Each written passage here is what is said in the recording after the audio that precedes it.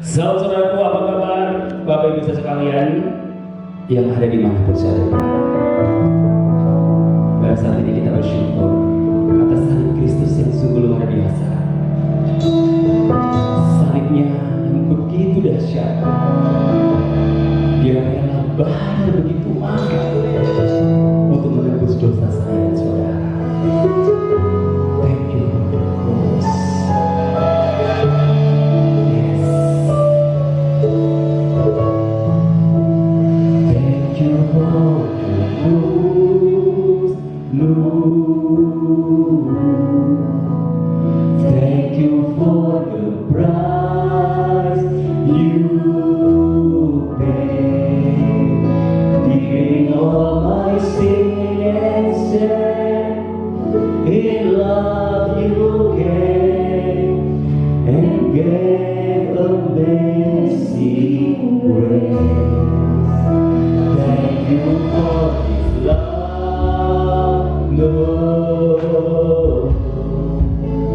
Thank you for the name He said, was me in your cleansing blood. Oh, I know your forgiveness and grace. Who is the Lamb sitting on the throne? From you now we many one, you ran Calvary.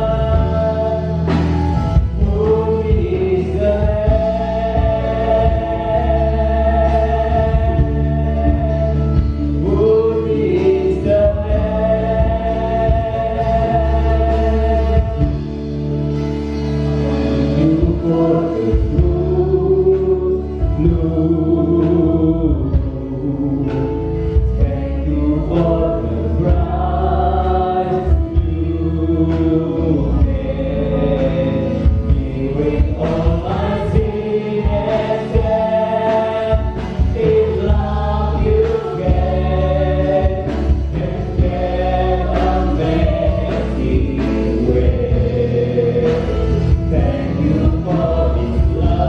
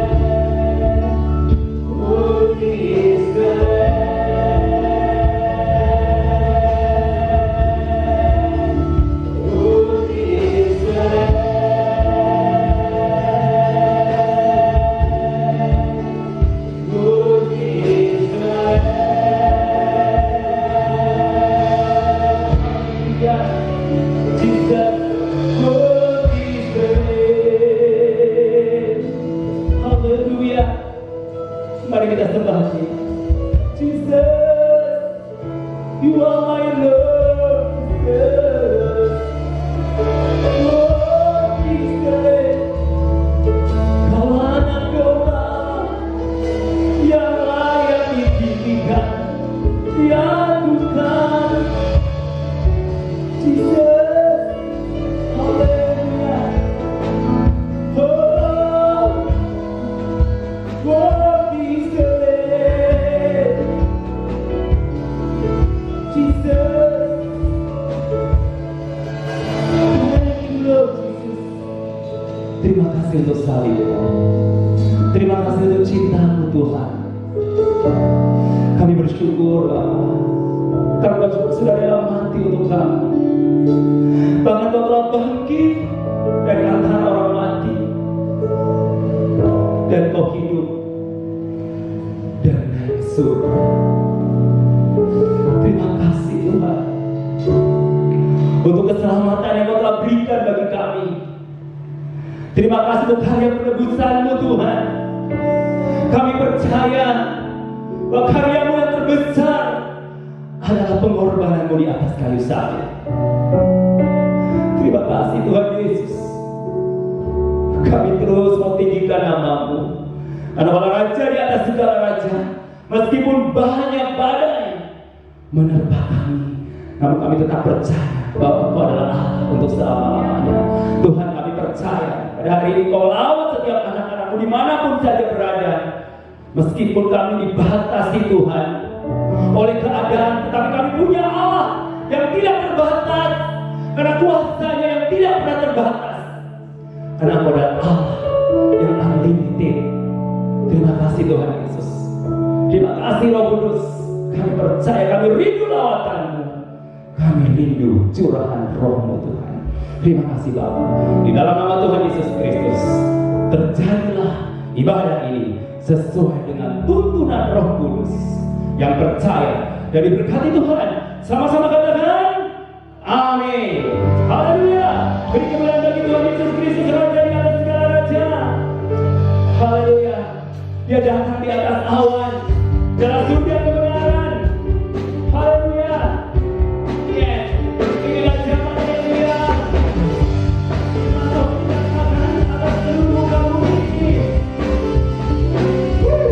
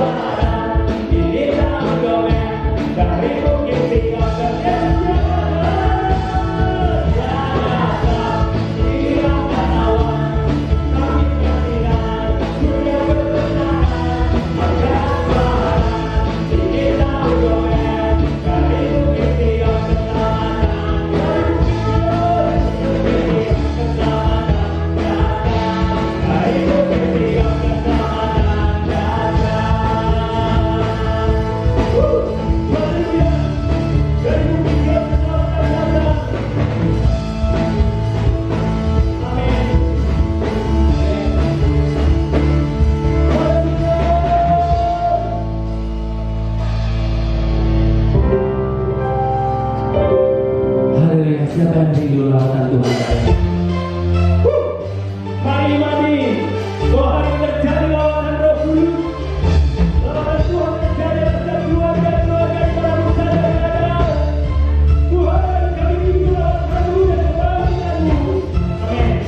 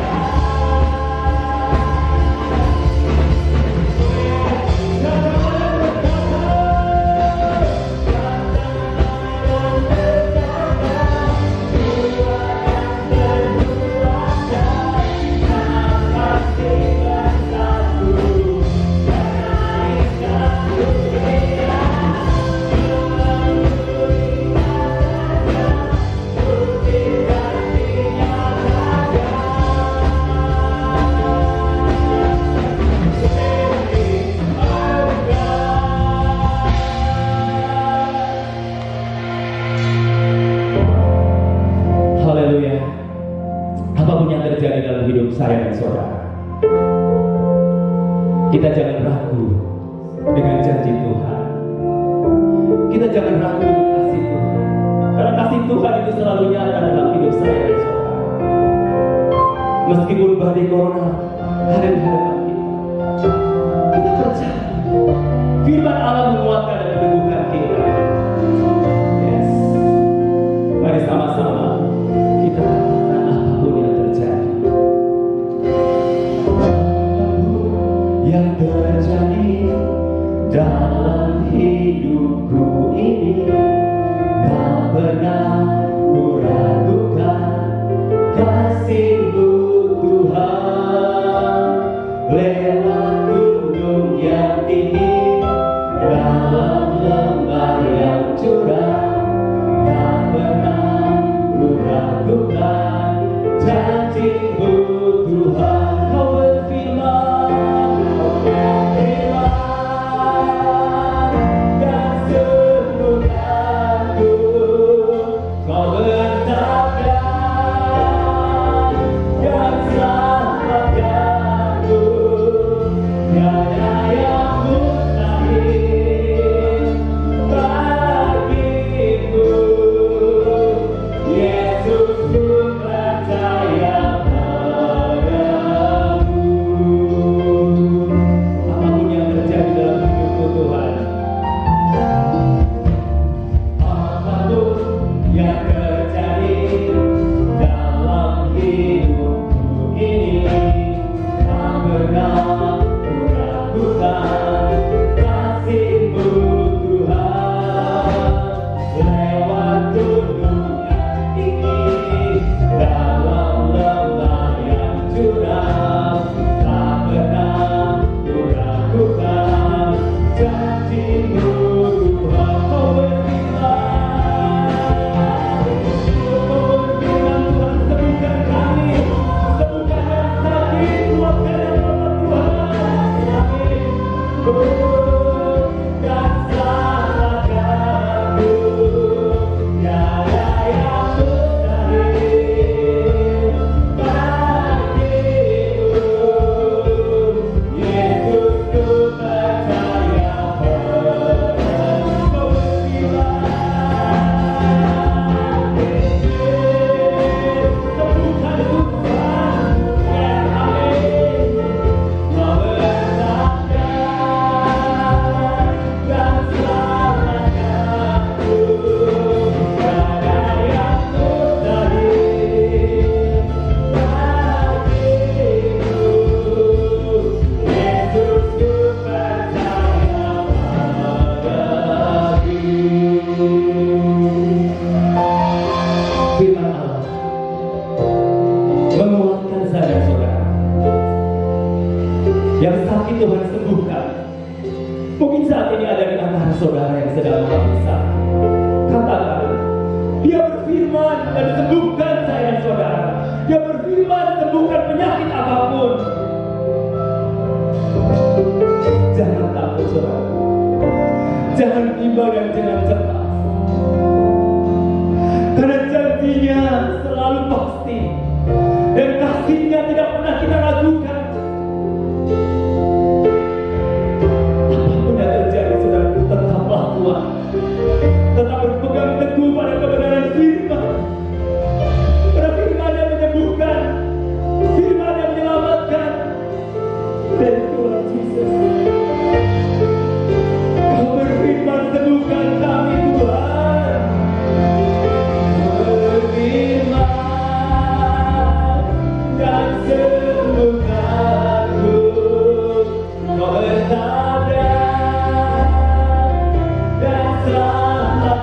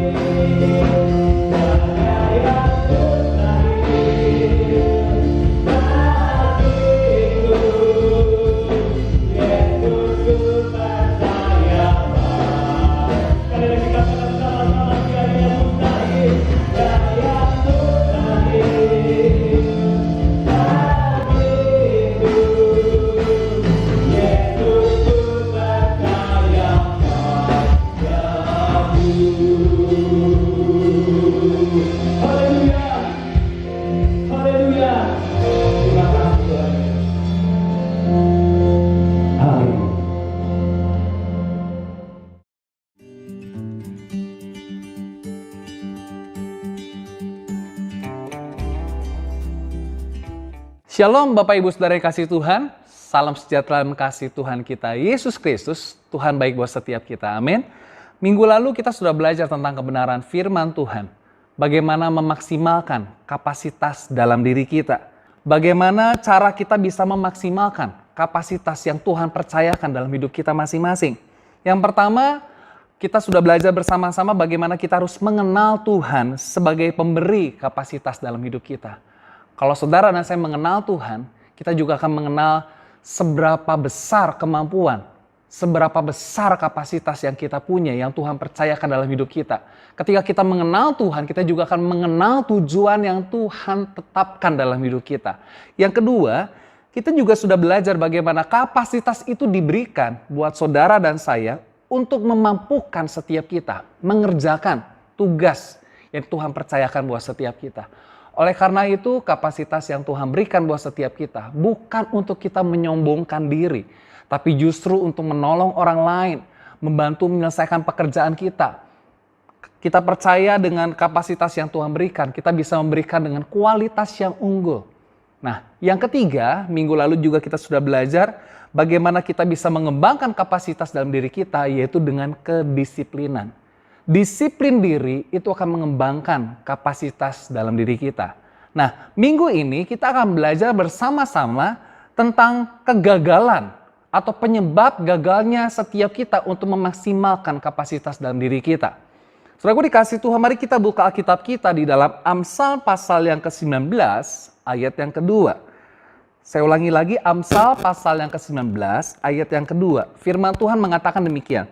Tanpa pengetahuan, kerajinan pun tidak baik. Saudara itu dikasih Tuhan, rajin aja nggak cukup. Kerja keras aja nggak cukup untuk bisa memaksimalkan kapasitas. Dikatakan orang yang tergesa-gesa akan salah langkah. Nah, saudaraku dikasih Tuhan, tanpa pengetahuan, tanpa hikmat Tuhan, kerja keras kita akan nihil. Tidak akan menghasilkan sesuatu yang bisa maksimal dalam hidup kita. Dalam terjemahan bahasa Indonesia masa kini dikatakan begini, saudara. Kerajinan tanpa pengetahuan tidak baik. Orang yang tergesa-gesa akan membuat kesalahan.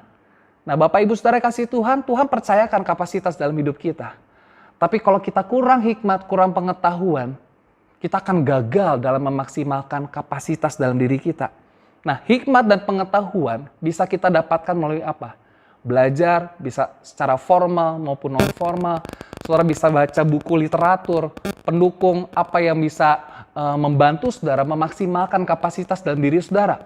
Saya tidak akan bahas lebih dalam lagi tentang wisdom, tentang hikmat, karena bulan lalu kita sudah belajar bersama-sama saudara. Dikatakan di dalam Pengkhotbah pasal yang ke-10, ayat yang ke-10 dikatakan begini. Jika besi menjadi tumpul dan tidak diasah, maka orang harus memperbesar tenaga. Tetapi yang terpenting untuk berhasil adalah hikmat. Yang terpenting untuk bisa kita memaksimalkan kapasitas dalam diri kita adalah kita perlu hikmat Tuhan. Apa yang Tuhan mau supaya kita kerjakan dengan kapasitas yang kita punya. Banyak orang punya potensi, punya kapasitas yang begitu hebat, begitu luar biasa, tapi karena kurang hikmat, mereka menyia-nyiakan kapasitas dalam hidup mereka. Oleh sebab itu, Bapak Ibu Saudara kasih Tuhan, kita perlu hikmat Tuhan, kita perlu pengetahuan. Jangan mau berhenti belajar. Kita harus terus belajar, saudara. Saya kenal satu rekan saya, waktu itu kuliah bareng dengan saya. Dia kuliah S2 bareng dengan saya, cuma angkatan di bawah saya. Usianya udah hampir 70 tahun, saudara. Masih ikut kuliah S2. Sampai saya tanya, Om, apa yang menyebabkan Om masih mau kuliah, mau belajar? Usia Om sudah hampir 70 waktu itu. Nah, saudaraku dikasih Tuhan, dia katakan apa? Usia bukanlah masalah untuk kita belajar. Usia berapapun kalau kita masih punya kekuatan, punya tenaga, kita bisa maksimalkan dalam kehidupan kita. Saya katakan itu orang luar biasa sekali. Usia tidak menghalangi dia, saudara, untuk terus belajar. Saudara bisa belajar dari pengalaman orang lain, dari pengalaman dirimu sendiri. Kita bisa belajar melalui seminar, pelatihan, coaching. Nah, saudaraku dikasih Tuhan, saya melihat dengan kondisi wabah COVID-19 hari-hari ini, saya melihat di IG saya melihat di beberapa media sosial, diadakan seminar secara online dan seminar secara gratis. Dan itu sangat-sangat luar biasa, saudara. Ada klinik-klinik atau coaching klinik tentang bermain musik, tentang bagaimana kita bisa marketing, memasarkan produk kita dengan baik. Itu dilakukan secara online dan itu free, saudara. Dan saya mau katakan, kita gunakan setiap kesempatan kita untuk kita belajar supaya apa? Kita dapat pengetahuan, dapat hikmat dari Tuhan. Nah, saudaraku dikasih Tuhan, yang pertama kegagalan kita dalam memaksimalkan kapasitas diri kita adalah kurang hikmat, kurang pengetahuan. Oleh karena itu, mari terus belajar. Yang kedua, saudara, apa yang menyebabkan saudara dan saya itu gagal dalam memaksimalkan kapasitas dalam diri kita? Dikatakan di dalam Amsal pasal yang ke-15, ayat yang ke-22. Firman Tuhan mengatakan begini, rancangan gagah kalau tidak ada pertimbangan, kalau tidak ada nasihat, tetapi terlaksana kalau penasehat banyak. Dalam terjemahan bahasa Indonesia masa kini dikatakan gini, rencana gagal jika tidak disertai pertimbangan, rencana berhasil jika banyak yang memberi nasihat. Apa yang menyebabkan kita gagal dalam memaksimalkan kapasitas dalam diri kita? Seringkali kita jadi orang yang gak mau terima nasihat. Gak suka terima masukan. Yang kedua, saudara, kegagalan itu bisa terjadi kalau apa? Kurang nasihat, kurang pertimbangan. Atau kita menolak nasihat. Saya mau katakan setiap nasihat dari orang tua kita, orang-orang yang jauh lebih berpengalaman, kita perlu belajar dari mereka untuk memaksimalkan kapasitas dalam diri kita. Ada kalanya kita nggak bisa melihat diri sendiri, kekurangan dalam diri kita sendiri. Saya pernah ceritakan kepada saudara, seorang Roger Federer, dia seorang petenis yang begitu luar biasa. Keren banget, dia sudah bisa mencapai gelar Grand Slam terbanyak 21 kali, saudara. Tapi apa yang terjadi? Dia masih punya pelatih. Karena dia tahu, dia sadar. Dia butuh orang lain untuk bisa melihat kekurangan pada diri dia. Rafael Nadal, seorang petenis yang luar biasa, dia masih butuh pelatih. Dan tahukah saudara, pelatih yang melatih dia, kalau bisa dikatakan selama jadi pemain profesional, Carlos Moya tidak sehebat Nadal. Tapi dia bisa melihat kekurangan bahkan kelebihan yang ada dalam diri seorang Rafael Nadal. Kita perlu masukan, kita perlu nasihat dari orang lain yang jauh lebih berpengalaman dari kita. Oleh karena itu, terutama anak-anak muda juga jangan mau sampai kita menjadi orang-orang yang sombong, kita nggak mau terima nasihat dari orang lain. Atau kita juga sebagai orang yang mungkin sudah senior, merasa kita bisa, merasa kita tahu banyak, kita nggak mau terima masukan, kita nggak mau terima nasihat dari orang lain. Saya kira percaya setiap kita, kalau kita mau terima masukan, terima input dari orang lain, terima nasihat. Firman Tuhan katakan, rencana akan berhasil kalau ada penasehat. Rencana akan berhasil kalau ada orang yang memberikan masukan dalam hidup kita. Sehebat-hebatnya presiden kita, Presiden Jokowi, dia punya penasehat. Ada penasehat di bidang hukum, penasehat di bidang ekonomi, penasehat di bidang sosial, di bidang budaya, keamanan, bahkan kondisi seperti ini. Dia punya penasehat bagaimana bisa menghasilkan kebijakan yang tentunya bisa memberkati, bisa menolong semua masyarakat di Indonesia. Perlu penasehat. Oleh karena itu, Bapak Ibu Saudara kasih Tuhan, kita jangan jadi orang yang bosan, kita jadi orang yang gak mau dengar nasihat orang lain. Penting loh dengar nasihat. Ya, apa yang menyebabkan kita gagal dalam memaksimalkan kapasitas dalam diri kita? Yang kedua adalah kita gak suka dengan nasihat. Kurang nasihat. Nah, saudaraku dikasih Tuhan, banyak orang hebat dalam dunia ini. Punya kapasitas yang luar biasa. Tetapi ketika mereka tidak mau terima nasihat, ada nasihat yang baik, mereka tidak lakukan. Akhirnya mereka gagal dalam hidup mereka. Oleh karena itu, kita jangan sampai terjadi dalam kehidupan kita. Nah, kita lihat yang ketiga. Apa penyebab kegagalan kita dalam memaksimalkan kapasitas dalam diri kita? Yang ketiga, saudara, di dalam Amsal pasal yang ke-6, ayat 9 sampai ayat yang ke-11. Ayat ini sangat-sangat unik, saudara. Dikatakan gini, hai pemalas, berapa lama lagi engkau berbaring? Bilakah engkau akan bangun dari tidurmu, tidur sebentar lagi, mengantuk sebentar lagi, melipat tangan sebentar lagi untuk tinggal berbaring? Ini kaum rebahan ya, saudara. Maka datanglah kemiskinan kepadamu seperti seorang penyerbu dan kekurangan seperti orang yang bersenjata. Mungkin saudara pernah bilang, saya dilahirkan dari keluarga miskin. Betul. Bahkan saya lupa namanya, seorang yang terkenal, dia katakan, kalau kamu lahir dalam keadaan miskin, itu bukan salah kamu. Tapi kalau kamu mati pun tetap dalam keadaan miskin, tetap kamu tidak memberikan kontribusi apapun, itu kesalahan terbesar dalam hidupmu. Saya ulangi lagi saudara, kalau kita terlahir di keluarga miskin, itu bukan salah kamu. Tapi kalau sampai matinya kita tetap dalam keadaan miskin, tetap dalam keadaan kita tidak bisa memaksimalkan kapasitas dalam diri kita, itu kesalahan saudara dan saya, saudara. Apa penyebab yang ketiga? Kita gagal memaksimalkan kapasitas dalam diri kita. Yang ketiga adalah kemalasan. Malas, firman Tuhan katakan, hai pemalas, berapa lama lagi engkau berbaring? Orang yang pemalas itu senang berbaring, bahkan gak suka lakukan sesuatu. Bilakah engkau akan bangun dari tidurmu? Tidur sebentar lagi. Orang pemalas itu selalu banyak alasan. Nanti deh, besok deh, gak pernah dilakukan saudara. Ya, mengantuk sebentar lagi. Melipat tangan artinya gak melakukan apapun. Banyak orang hebat dalam dunia ini terlahir hebat. Tapi kalau gak melakukan apapun, malas, gak akan pernah jadi apa-apa saudara. Kalau saudara tidak melakukan sesuatu, saudara malas, mungkin saudara terlahir jadi orang yang hebat. Tapi kalau engkau malas, kau tidak akan pernah jadi siapa-siapa, saudara.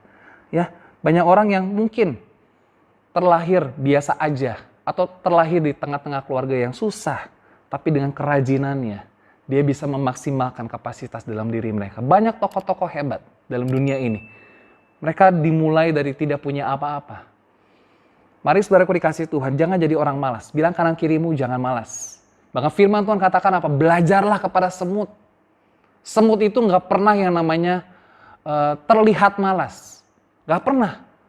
Pada waktu musim dingin dia beristirahat, tapi dia menikmati dari hasil kerja kerasnya. Belajar kepada semut, jadilah bijak kata firman Tuhan. Nah, kemalasan itu akan membawa kita kepada kemiskinan. Kemalasan akan membawa kita kepada kehancuran dalam hidup kita. Kemalasan akan membawa kita kepada apa? Kegagalan dalam mencapai maksimal dalam hidup kita. Jangan jadi orang malas, saudara. Hari-hari ini banyak orang yang mungkin kehilangan pekerjaan. Banyak kehilangan mata pencahariannya. Tapi kalau mereka adalah orang-orang yang rajin, mereka akan terus berpikir bagaimana mereka bisa mendapatkan nafkah, pemasukan dalam hidup mereka. Saya percaya, kondisi mungkin tidak mudah buat setiap kita. Tapi kalau kita doing something, lakukan yang terbaik, Tuhan akan campur tangan atas hidup kita. Tuhan pasti tolong hidup saudara dan saya. Mari jangan malas saudara. Itu yang ketiga saudara. Nah, kemudian yang keempat, penyebab kegagalan kita untuk memaksimalkan dalam kapasitas dalam diri kita. Yang keempat adalah kita lupa melibatkan Tuhan. Banyak orang mungkin lakukan sesuatu, dia punya pengetahuan, dia rajin, dia punya kehebatan, dia punya nasihat, tapi lupa melibatkan Tuhan, itu juga bisa gagal dalam kehidupannya. Nah, mari kita buka firman Tuhan dikatakan di dalam Mazmur 127 ayat 1 dan ayat yang kedua. Firman Tuhan mengatakan demikian, nyanyian syiarah Salomo, jikalau bukan Tuhan yang membangun, perhatikan, jikalau bukan Tuhan yang membangun rumah, sia-sialah usaha orang yang membangunnya. Kalau bukan Tuhan yang membangun rumah. Rumah ini bisa bicara tentang rumah secara fisik, bisa bicara tentang rumah tangga, tapi bisa juga rumah ini bicara tentang kehidupan kita. Kalau bukan Tuhan yang membangun kehidupan kita, sia-sia usaha orang yang membangunnya. Firman Tuhan katakan, jikalau bukan Tuhan yang mengawal kota, sia-sialah pengawal berjaga-jaga. Banyak pengawal disuruh berjaga-jaga, banyak security disuruh berjaga-jaga, malah tertidur saudara. Kalau bukan Tuhan yang mengawal, kalau bukan Tuhan yang memberikan penjagaan dan perlindungan, sia-sia saudara. Kita perlu melibatkan Tuhan dalam hidup kita. Dalam sekolah kita perlu melibatkan Tuhan. Tapi jangan salah kaprah ya. Karena melibatkan Tuhan, besok mau ujian, saudara nggak belajar. Itu namanya saudara mencobai Tuhan. Kita perlu melibatkan Tuhan dengan berdoa, tapi kita juga perlu rajin. Seperti yang di poin sebelumnya saudara. Kita perlu melibatkan Tuhan. Usaha yang kita kerjakan, usaha yang kita lakukan tanpa Tuhan sia-sia. Dikatakan ayat yang kedua, sia-sialah kamu bangun pagi-pagi. Rajin nggak ini saudara? Rajin loh, bangun pagi-pagi. Ya. Dan duduk sampai jauh malam dan makan roti yang diperoleh dengan susah payah. Hari-hari ini banyak orang bersusah payah. Mungkin setiap kita juga sedang susah payah, mau makan susah saudara. Tapi kita bersyukur melalui pemerintah, baik di Provinsi Jawa Barat, DKI dan sekitarnya, mereka membantu keluarga-keluarga yang miskin dan susah dengan paket sembako, saudara. Nah, saudaraku dikasih Tuhan, firman Tuhan katakan apa? Bangun pagi, kerja sampai malam, dikatakan apa? Kalau mendapatkan roti dengan susah payah, tapi kalau bukan Tuhan yang menyertai, kalau bukan Tuhan membantu kita, turut bekerja di tengah-tengah apa yang sedang kita lakukan, sia-sia. Firman Tuhan katakan sebab ia memberikannya kepada yang dicintainya pada waktu tidur. Banyak orang bilang gini, ya udah kita tidur aja, pasti berkat Tuhan datang, saudara. Bukan. Apa yang kita kerjakan kalau kita melibatkan Tuhan, mungkin kita sudah lakukan yang terbaik. Perhatikan, saudara dan saya perlu melakukan yang terbaik. Selebihnya bagian Tuhan yang mengerjakannya. Pada waktu kita tidur, kita percaya ada berkat Tuhan mengalir dalam hidup kita. Nah, oleh karena itu Bapak Ibu Saudara kasih Tuhan, kita perlu melibatkan Tuhan. Dalam rumah tangga kita, dalam pekerjaan kita, masa depan anak-anak saudara, sekolah mereka, apapun aktivitas yang kita kerjakan. Dalam pelayanan, dalam apapun juga yang kita kerjakan dan lakukan saudara, mari kita melibatkan Tuhan. Dikatakan apa? Kalau bukan Tuhan yang membangun rumah, sia-sia orang membangunnya. Kalau bukan Tuhan yang campur tangan, turut bekerja, sia-sia. Tapi kita percaya kalau kita punya hikmat, ada pertimbangan, kita rajin, kita melibatkan Tuhan, kita bisa memaksimalkan kapasitas dalam diri kita. Haleluya, saudaraku dikasih Tuhan, mari kita bersama-sama untuk menjadi orang percaya yang terus memaksimalkan kapasitas dalam diri kita. Jangan jadi orang yang tidak mau belajar. If you stop learning, you stop growing. Ketika kamu berhenti belajar, kamu sedang berhenti bertumbuh. Oleh karena itu, mari kita perlu terus dapat hikmat, dapat pengetahuan. Kemudian kita perlu pertimbangan, kita perlu nasihat, kita perlu masukan dari orang-orang yang jauh lebih berpengalaman. Bahkan mungkin dari junior kita. Dalam sesi ibadah secara online, saya banyak belajar dari rekan-rekan saya. Bagaimana melakukan perekaman dengan baik, syuting yang baik, mendapatkan suara yang baik, saudara. Saya belajar dari mereka. Mereka secara usia jauh di bawah saya, tapi saya belajar dari mereka. Nah, saudaraku dikasih Tuhan, kita bisa belajar dari siapa aja. Jangan mau kita menjadi orang yang bebal, nggak mau terima nasihat, nggak mau terima masukan. Kita jadi orang yang sombong, merasa kita nggak butuh orang lain. Tapi kita perlu menyikapi dengan baik. Yang ketiga, yang membuat kita gagal itu kemalasan. Makanya jangan malas. Bilang kanan kiri lagi, jangan malas. Harus rajin saudara. Amin. Karena kita percaya kalau kita rajin, dan yang keempat, melibatkan Tuhan itu menjadi sesuatu yang luar biasa.